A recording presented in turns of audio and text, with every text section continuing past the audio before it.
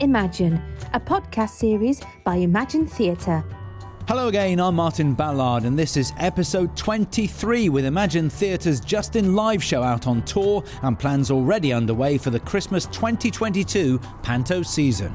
For more information, go to their website at www.imaginetheatre.co.uk. Don't forget, if you've missed any of the previous episodes with directors, choreographers and stars of Imagine Theatre shows, you can catch up with them anytime because they are all still available. And don't forget to subscribe to the series so that you don't miss out in the future. In episode 22, I was joined by Imagine's managing director, Steve Bowden, associate producer and head of celebrity casting, Laura Taylor, and artistic director, Eric Potts, to review the challenging 2021 Panto season. In this episode, we are here outside Imagine Theatre's headquarters in Coventry to take a look behind the scenes at one of the biggest theatre producing companies in the UK. So let's go inside. Morning, Callum Martin. Roberts, how are you? Well, how are you? It's good to see you, I have to say. Head of music and production, is that right? That's correct, yes. Absolutely. This is Louise. So morning, Louise. Morning, Louise. Good morning. Now, I know Louise, of course I do, because Louise has been with Imagine for an awful long time. I don't want to say how long, but just give us an outline of what you do. So I head up casting and production here at Imagine. So everything that you see going on stage with all the actors and the children, kind of pull all of that together, and scheduling. Yeah, and that includes the auditions for the kids as well, which is a military operation in itself, isn't it? Yep, that's it. I'm a choreographer as well, so sometimes I'm out there choreographing the shows and the auditions, and also getting all the paperwork together to make sure the children have a great time on stage. Are you excited about that this year? Because, of course, so many shows didn't have kids in last year. Oh, yeah. Absolutely. It'll be fantastic to get the junior ensemble back on stage this year. So we're really excited to get out there and see all the new talent that has emerged over the last couple of years. All right, I'll leave you to it because I can see you're busy. There's all sorts of planners on the desktops here. Callum, so where are we? This is the main sort of office area. Yeah, this is the front office, which is fairly barren at the moment, to be honest. There's quite a lot of people out. We've got Katie, who sits opposite Louise. She's part of the marketing department as well. And we've got a desk over here as well where a number of our accounts ladies sit, Joe and Sarah, again not in today, and then we've got Sarah, of course, who's in charge. Oh, and this is Steve Bowden's office, managing director. He's got Rosin with him at the moment, so this looks like it's going to be quite a long meeting, so maybe we'll come back to that. Yeah, he's got Ros and Amy in there. I believe they're talking about logistics for the Justin tour, which, yeah, deep in thought and deep in concentration in there, so we'll probably head back to them in a minute. Oh, now hang on a minute. Before we go any further, I know whose office this is. Just knock on the door. Business and Marketing Director Sarah Bowden, how are you? Hello Martin, how are you? It's very busy, actually. A lot of people think Panto only happens at Christmas time for Imagine, but there's a lot of activity outside, stuff being loaded, returned and so on. It's a busy time. In fact, it's busy all year round for you, isn't it? It is, Martin. I had a brilliant email about a week ago from somebody who wanted to chat to me about what we did the rest of the year. And I said, well, pantomime's an all-year job. It's for life, not just for Christmas. Yeah. And that's what we do all year round. It takes 18 months from the start to the end of the process. And right now, we are still putting away the 2021 Panto season, but absolutely full speed ahead, preparing for the 2022 season. Wow. Costumes have been picked, sets have been picked, artwork and marketing is underway. Outside there's lorries unloading, bringing things back still, and it's just a full-on job all year round, and people don't quite appreciate. They think pantomime producers have a bit of time off, but it's now the middle of February and we still haven't had a day off since the beginning of Panto season. I'm quite looking forward to a day off. Well, as we know, last 18 months to 2 years has been very, very different. Where are you at now in terms of number of people working from home, what sort of protocols you've got in the office and so on because of COVID? Because things are starting to ease a lot now, aren't they?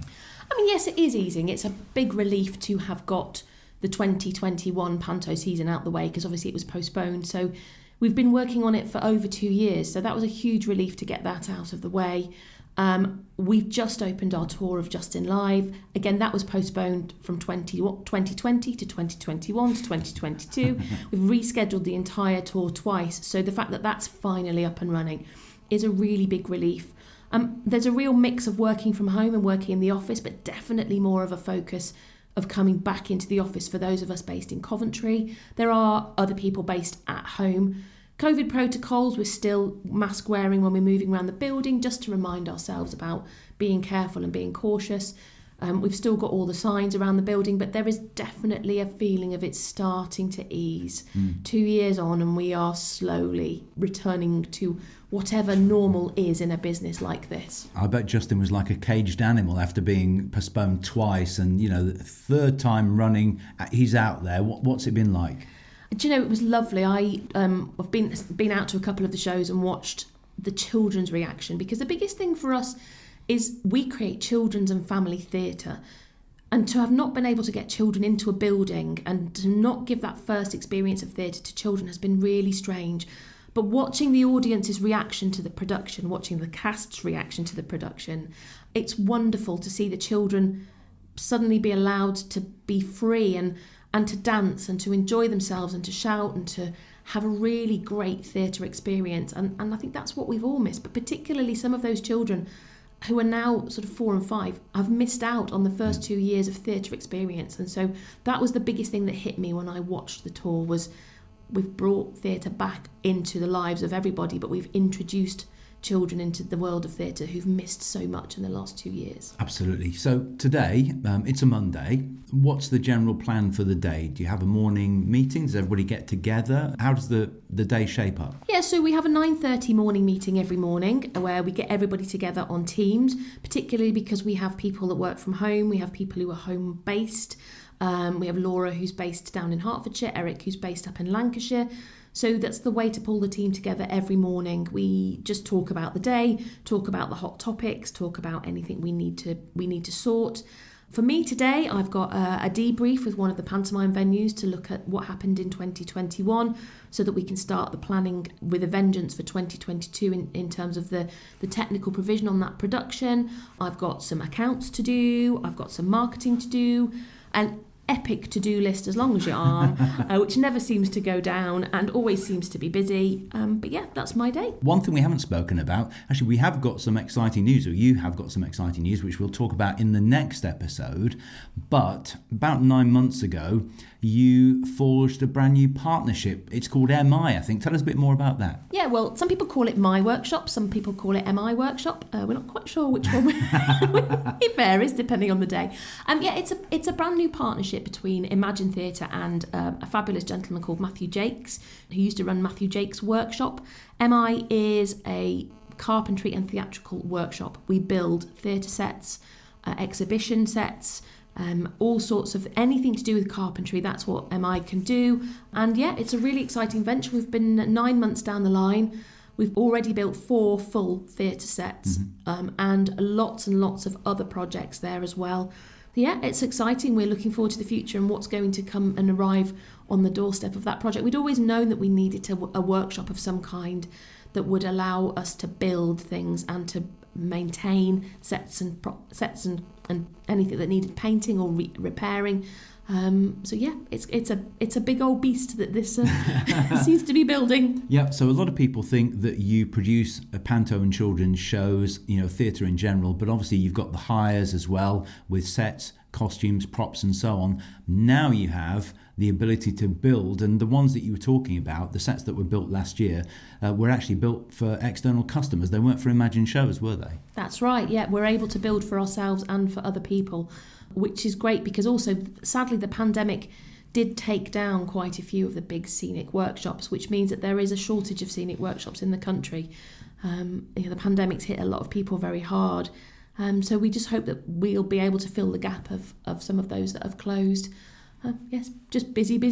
Yeah, well, you've got a meeting coming up, so we'll leave it there. Thanks, Sarah. We're going to talk to you in more detail on the next episode because, we've heard all of the background to Imagine from your husband's point of view. I want to see if your story matches. Oh, we'll have to wait and see, won't we? Thanks for that, and we'll speak to you again next time. Thank you. Thanks, Martin. So that was Sarah in her office, and this is a joint office. This is your office, I think, isn't it? This is where I live. Yeah, this is the operations office. So there's myself in the corner.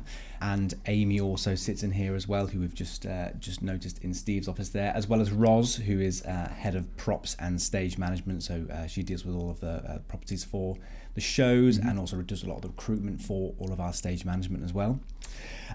Dave sits over here. Again, Dave is not in. He's just been away with the Justin Tour. He's been out production managing that up in Inverness for us. And now it's half term over in Northampton where he's from. So he's off with the kids having a bit of relaxation. Well, off with the kids, bit of relaxation, maybe not, but he's certainly not in the office for today. And Dawn is just here as well. Again, out the office. She's got her feet up. Yeah. She is. Well, she's coming in later, so we might get a chance to have a chat with her. Yeah, hopefully. I love you. I've got a little secret on your desktop, on your screensaver, is a picture of you and your wife on your wedding day. There and is. Hannah. A lot of people who've seen Imagine shows will know Hannah anyway. They may have seen her in shows, but Hannah is the voice at the very beginning and the very end of all of the Just Imagine podcasts. So there's a little behind-the-scenes secret for you. What's round this way? So round the corner, we've got Printer World. All of the gubbins and paper that sit there. It's like a maze of corridors, this place. It really is. Yeah, and this is so down a long corridor now at the back sort of area of the unit, which we call the production wing or the production corridor, as it was once called. Mm-hmm. One of the most important rooms in the building is the kitchen. You can't go 5 minutes usually in this place without someone offering you a cup of tea. Who brought the cakes in, by the way? They're from Wendy. Our newly appointed head of wardrobe for when Dawn disappears to have a little person. So Wendy, it's her birthday, I believe, tomorrow. So she's bought lots of cakes and goodies in for everyone. Well, when we're going, we'll have to ask her how old she is. That'll go down ever so well, won't it? That'll go down like a ton of bricks. Past the meeting room as well, where, hopefully one day we'll be able to do nice meetings in person again instead of over Zoom or over Teams or whatever they are nowadays. I've got to ask you about these. These are the company managers boxes. These were from all of the pantos because every company manager got one of these, didn't they? They certainly did, yeah. It's like a get ready, go kit for company managers that they get on the first day to sort of prep them for the season. They'll get this, and then they'll get a company manager's folder as well, which is a huge binder of information and everything they could possibly need to know about the season that they're going to have. Still not unpacked, still not completely put away yet. I'll tell you what, though, for the first time ever, the company manager's boxes, certainly the one in Leicester, was full of lateral flow tests, masks and those sort of things. Hopefully we won't have to do that again. No, hopefully not.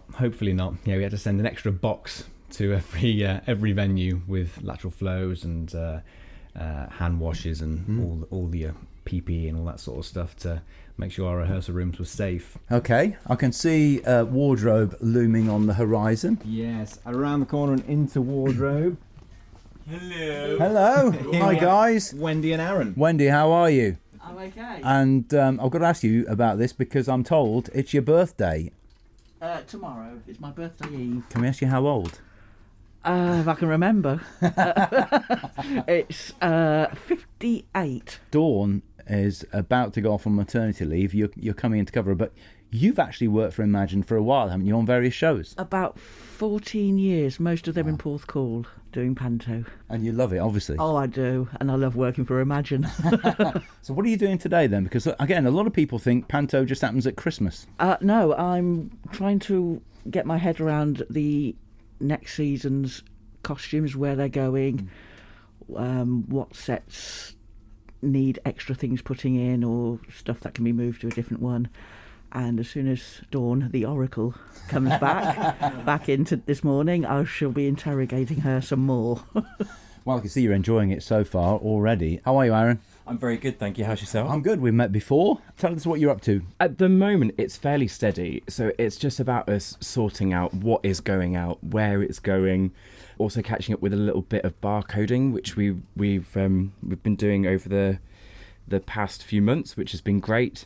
So it's just about us setting up for that, really. And it's a big job. That was one of the bonuses of this sort of lockdown period in a way, wasn't it? Because a lot of barcoding was done. In fact, that's probably all you could do during that whole period. With lockdown and kind of being quite limited with what we were able to do, that was all we could do. But it's really nice because we kind of feel now that we've caught up with everything. Everything is kind of logged and it's in a real sort of neat place that we can access very quickly, which is great for being productive. Do you have any idea how many costumes you've got? I think it's around about the 20 to 22,000 costume mark. We haven't counted, but I think through this system we'll be able to probably log and count a little bit more accurately, especially with costumes and how that breaks down per item as well. Yeah, and with the barcodes, you can pinpoint any one of those 22,000 costumes pretty much straight away, can't you? Yeah, it's brilliant. So Dawn, the Oracle, has created a bird's eye view plan of what the wardrobe department looks like. Yep. And we've put everything in sets and that's all been labelled accordingly and it's coded under everything. Each barcode then fits under a certain show code, so that if we have, extra members of staff that come in on a freelance basis, they can access the system and they'll be able to go straight to that instead of us having to say, let's take your hand and take you to that bit there. So it's brilliant, really. Yeah. It's hugely productive, and I think it will make for a much easier season. It's February. You've already got a list on a spreadsheet in front of you there of costumes for one of the Imagine shows already. I can see you're busy, so we'll leave you to it and have a good day. Thank you very much. Thank you. Thanks, Wendy. Thank you. Thank you. Bye. Happy birthday. Thank you. So, Callum, where are we going? We've sort of doubled back on ourselves now. Yeah, we're going to head into the warehouse now, through one of the doors. We're going to head up this aisle, because I think it's probably, the safest, and it's looking fairly busy. There's a load-in happening today off one of our post-season hires. So we've got a couple of trailers coming in today to be unloaded by Geordie, or Jason is his real name, but you'll see why it's called Geordie in a minute. The stairs to our left there go up to a storage area upstairs, which I think is where costume is, isn't it? Where wardrobe is. They are, up there we've got props all along the left-hand side, and then there's another, on top of basically the office block, is the wardrobe store. And above us is a giant, almost looks like a Little Shop of Horrors plant, is it? Yeah, it's Or is it a beanstalk? It's a beanstalk. Yeah, it's one of our singing beanstalks. Yeah. There's a giant dustbin. There's all sorts of things, flats, stuff hanging up from the walls, and then behind us is a lot of activity. So as you can hear, the returning of various sets being reloaded in here. Again, like the costumes, all the sets, all the props are all barcoded. They are, yeah. Every single item barcoded into an inch of their life, so we know where everything is and where it's been and where it's going to go. Do you think Geordie might talk to us? Let's hope so. So we go find him. Again, a lot of sets here from Humpty Dumpty in front of us. A rather large chair. Steps, Cinderella carriages, and as high as the ceiling on all sides, various cloths from Pantos, Beauty and the Beast, Jack and the Beanstalk on the right, Mother Goose, Snow White. It's just incredible. Blimey, I'd never seen so many cloths in my life. Yeah, so all of our cloths are stacked and palleted onto all of these shelves here. They sit away from the bays of the shows just to keep them safe and in the aisle here. But yeah, there's a lot of them. There's cloths even here of shows and sets that we don't even have anymore, because we've kept hold of them because they're still very useful. Yeah. If we want to sort of add, take away, do different things with. And of course, Imagine has so many venues of different sizes. Yes. That the cloths, have to represent that, don't they? Yeah, they do. Yeah, we've got venues from very, very tiny to absolutely enormous. So, yeah. Here's Geordie. Let's see if we can grab 2 minutes with him. Bring it all off and bring it down here and we'll bring it in a minute. Very busy man. Why are you? All right. Why are you? Can he? I presume that's why you call Geordie. You're from the northeast. Oh, I wouldn't know. What are you doing today? What's going on? Just repacking some of the pantos that are coming back. It's all got to be done neatly so you know where it is for next year. And to maintain just routes around the building, yeah. Yeah. So once it's in, is it stacked and left, or is maintenance done on it before it's put back? No, maintenance is done afterwards, so we have to pull it back out again. Unfortunately, we can't leave it out because there just isn't enough room. So we put it all away nice and tidy and then start pulling out at specific points during the year. Do you have any idea just how many sets you've got? I mean, the cloths are low. In here, there's about 35 sets in here. About that. 35 full sets. Yeah. And then various bits and bobs. I don't know how many cloths you've got Cloths, there. there's probably about 50 sets worth of cloths in here. Yeah. And each set has probably got maybe 9 or 10 cloths. Yeah, Yeah, it varies between 6 and 15. Wow. So yeah, about 10 average is about good. He knows his stuff, doesn't he? He does. So Not bad for only being here 7 months. who are all the other guys then that are working here today? It's just some of the guys that we get in to help give us a hand, unload the trucks. Yeah. Just need some brawn. So you're basically in charge of telling them what to do then. You don't get... Don't tell them that. Hang on a minute. I'll leave you to it. So, I mean, it's hive of activity, again, in February, Callum, because it's a 12 months of the year job, isn't it? It is, yeah. It's always very busy. I mean, this is a fairly quiet day, just 2 trucks. But height of the season, we're looking at between 4, 6, sometimes 7, plus sort of your smaller wagons as well coming in and out. So your sort of Lutons, your 3.5 tons and sort of things like that as well. So it's very busy, very busy. And we talked about the cloths and, you know, the flats and portals and all that sort of stuff. But there are some things that are almost props, but they're set at the same time. And I'm talking about things like Cinderella's carriage, for instance, which you've got a number of. You know, getting them in and out is a bit challenging in itself. It is, yeah. They're rather large singular pieces. They don't break down very well, so yeah, they're rather huge. And we've got 6 of those, 6 of the flying horses, flying carriages, as they're called. So, And giants. And giants, yeah. They're not in small boxes either. They're pretty enormous.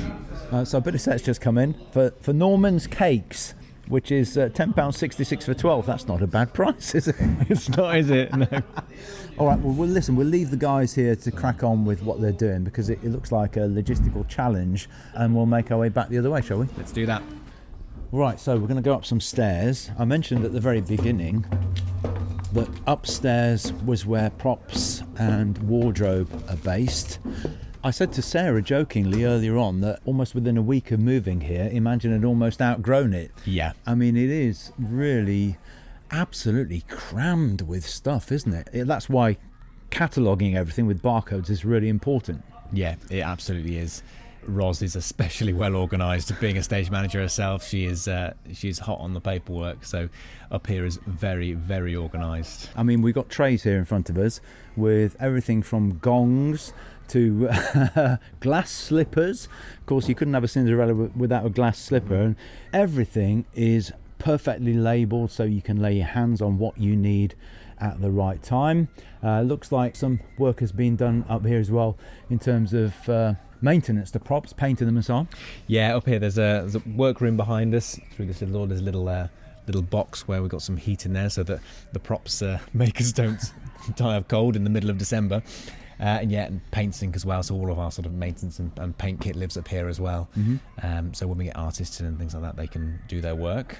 It's nice to hear children's joy next door. We have to say that's not anything to do with Imagine. There is a children's play centre next door, isn't there? So that's what you can hear in the background, if you can hear the children. We're in more of the props area now, but if we go down the end, that's where wardrobe is, isn't it? Yeah, if we keep walking past all the prop, we'll keep going and we'll get to wardrobe. So we're passing everything from fruit and vegetable boxes to sport items. Abanaz has been down here a few times, judging by some of the props as well. And at the very end, we're on the edge of the wardrobe area, which is, I have no idea how Dawn or anybody else knows where things are in there, but like they said, she's got a plan. Yes, there is a plan of where things live in here. It's currently a little bit dark, but I think we've left the lights off, but it is very, very full in here. When it was designed, sort of every rail was designed to be a show, I believe, and that quickly went out the window and put a couple of shows per rail onto each one. But yeah, there are, as Aaron said, there's 22,000 costumes. That's probably costumes, let alone sort of number of pieces that make that costume. As you can imagine, a dame's. But you don't need to imagine. You know exactly how most of them are hanging above our heads for the dame, I think, because one thing about dame's costumes is they don't fit on rails very easily. So many of them have been suspended from the ceiling above us. Yeah, in between each aisle, we've got rows and rows of big 3D structured dames costumes because they've got sort of kite cane and things in them, so they don't easily collapse or go on a rail. Looking down the aisles, it goes back as far as the eye can see, absolutely rammed. Every costume labelled, so in front of us here we've got some of the Snow White Kilmarnock costumes, everything labelled. And I guess that's added to every year because there will be new costumes that are made for specific shows, which just keeps adding to it. Many of these won't actually be used in Imagine shows, but they will be hired out by other companies as well. So, at various points of the year, there will be less costumes in here, but I don't think no matter how many pantos there are in the country, you'll ever use 22,000 costumes, will you? No, we don't usually get through that many. But as you say, if they're not on an Imagine show, usually double that number, and that's probably how many shows in terms of sets of costumes we've got going out on other hires, on other producing theatres we work with closely, who will hire our sets and costumes. So although on the face of it, it looks like we've got a certain number of shows, it's normally quite a lot more of that in terms of logistics of moving it all around.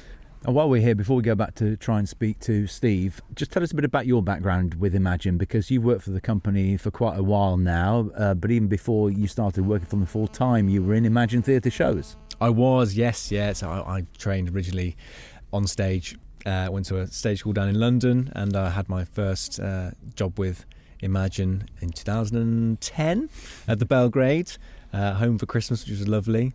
And then I worked pretty much every year for them after that until I joined them full-time here in the office, doing various different things along the way. And now, as you say, head of production music. You've seen the company grow. It's been an interesting thing to follow, hasn't it? But at the same time, your family has grown as well. You've got 2 kids of your own now, and that must open up sort of whole new horizons in terms of panto for you, seeing your kids enjoy it. Yes, I mean, they've not... We've taken my eldest to a couple when he was probably just a little bit too young. I don't think he quite understood it, and I think this year would have probably been one of the first years he'd have really understood it, but we didn't manage to get to one, unfortunately, sort of, still with COVID around and things like that. So next year is going to be, or this season I should say, is going to be the one that he's really going to appreciate. This is Jensen. This is Jensen, the eldest, And again, another behind the scenes secret. If you came to see the panto at the De Montfort Hall in the year that Sam Bailey had the unfortunate accident with a loft ladder, then you will have seen Hannah, who came into the show at a time when Jensen was fairly young, and so he came and he got more attention than anybody else because he spent some time in the dressing room when Mum was on stage. So he's been behind the scenes even if he hasn't seen one. He has, he loves it a lot. He very much enjoys it. A few of the shows that we've been involved with as well, he loves going to the theatre and just sort of walking around backstage like, Daddy's theatre. It's not my theatre, Jensen, but you can have that one. Okay, well listen, thanks for that, and let's make our way back and we'll see whether Steve's finished his meeting or not. Steve, how are you? Hello, lovely to see you. Have you finished your meeting? I have. Just one of many. One of many. This is the problem. When you're at the office for 11 days, they back up.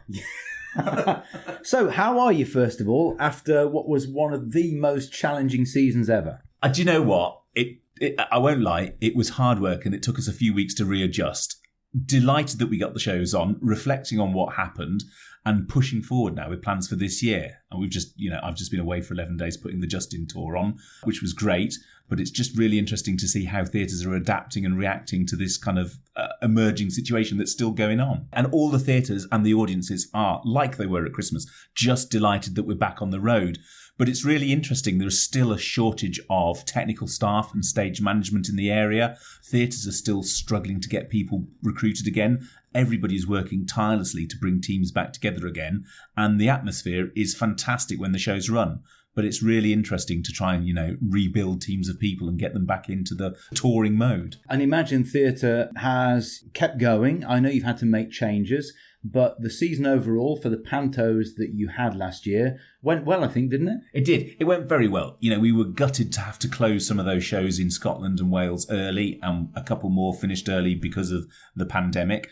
But we got all the shows open. Every show opened, every show performed, audiences came to see them, and the feedback was just fantastic. So we are delighted to have invested the time and the resources into it, and we're now absolutely gearing up to try and, build on where we got to and provide panto again this Christmas. And there were lots of changes last year, even though pantos went ahead. Many shows didn't have a junior chorus, for instance, and the COVID protocols were there to look after everybody's health and safety.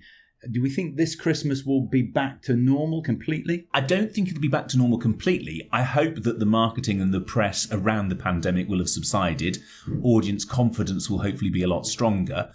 We, I think, learnt a lot about how we can protect and how we can look after our team and the people who are in the theatres. I think that will be a legacy that we can carry forward to the greater benefit. We're certainly going to bring children back into the shows. We think it's really important that youngsters get the chance to perform in their local pantos. And I think we will hopefully find confidence from audience and performers back to the levels that we would normally have seen pre-pandemic. And personally, for you, was there a real sense of relief, when you got to January 2022? Because it was a massive risk, wasn't it, putting pantos on at all? It was a huge risk. And I don't think I've ever felt such a relief when the final curtain closed successfully at the end of the season. It's always a relief when you get that far and an immense sense of pride as to what everybody has achieved. But I think for me, I felt an enormous relief and also an unbelievable amount of pride that for 2 years we have battled and we got those shows that we've been planning for so long onto stages, and the theatres had delivered a fantastic venue opportunity to get audiences back in. They had worked tirelessly. The teams had adapted to the most crazy protocols, but important protocols nonetheless. And an immense feeling of pride that we made it, and we're here to carry on. And in terms of planning for the year ahead, it's busy today. We're only in February, but there's sets coming back in, and you're already planning for next year, so it's full steam ahead. It is. One thing that we'd started pre-pandemic was to design the new generation of pantomimes. Panto, as you know, Martin, is a constantly evolving art form, and we'd spent a lot of time planning and designing and creating the next generation of shows. And I'm really pleased to say that we are able to continue that journey. We've had to take a few detours on the route, but we're lining up a brand new style of panto that will excite audiences moving forward. And I think that's what's really important, that we don't get caught up in the real heartache that we've all suffered these past couple of years, but we say panto is there to enlighten and to entertain and to bring people together. And we need to be charging forward doing just that. Hopefully bringing technology to the fore again to push it for the next generation. We'll talk more about that later in the year. We don't want to give everything away early on, but as an example, I mean, the drag panto that you did last Christmas was a major success, wasn't it? And groundbreaking. It really was. What was fascinating there was that we were able to create a show that brought people that ordinarily may not have been able to perform in panto, and also appeal to audiences who may not have associated that style of performance with Christmas entertainment.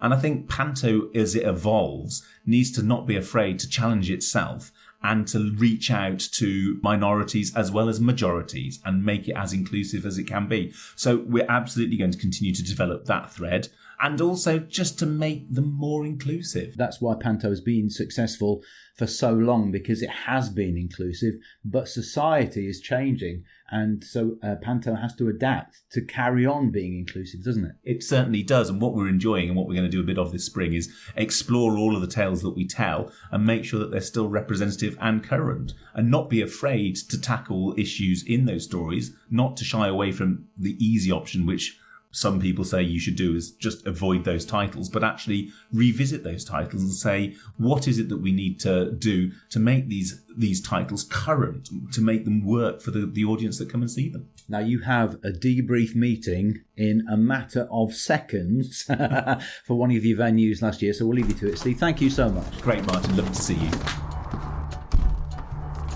Well, I'm afraid that's about it for now. Don't forget to subscribe to the series to catch up with any episodes you've missed, and make sure you don't miss any future episodes. Next time, I'll be chatting to Imagine's Business and Marketing Director, Sarah Bowden. I'll see you then. Thank you for listening to the latest edition of Just Imagine, the podcast series from Imagine Theatre. And you can find out more by going to www.imaginetheatre.co.uk.